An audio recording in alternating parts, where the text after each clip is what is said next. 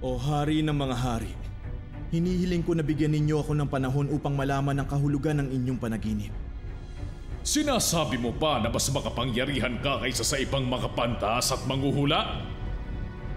Hindi po. Wala po akong kapangyarihan. Ngunit ako ay tatawag sa Diyos at Siya ang tutugon.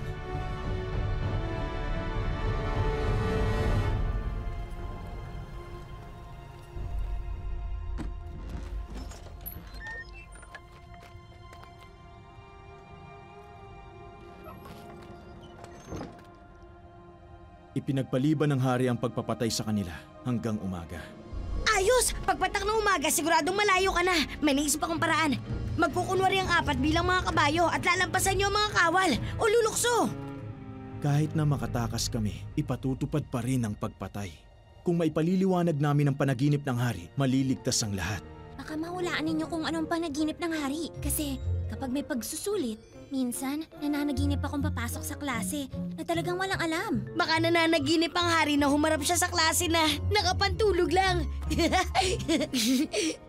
Huwag na kayong makinig sa kanya. Problema nga niya, hindi niya malutas eh. Chris! Ito ay suliranin namin mga bata at alam namin paano malalaman ang sagot. Ayon sa propetang si Jeremias, kung mananalangin ka sa akin, tutugunin kita. At ipahahayag ko sa iyo ang mga bagay na dakila at mahiwaga na hindi mo pa nalalaman. Panginoon, dumudulog kami sa inyo. Pakinggan ninyo kami. Ninanais ng hari mula sa amin ang kahulugan ng kanyang panaginip, isang imposibleng gawain. Pero sa iyo, Panginoon, walang hindi mapatutupad.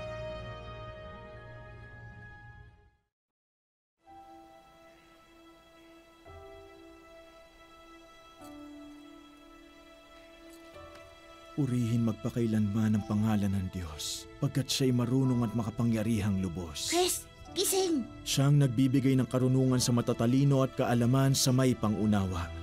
Naghahayag ng mga lihim at kahiwagaan, nakatatalo sa mga nasa kadiliman, sapagkat ang Nagdadasal pa rin kaliwanagan sa sila? Kanya'y nananahan. Pinupuri ko kayo at pinasasalamatan, O Diyos ng aking mga magulang.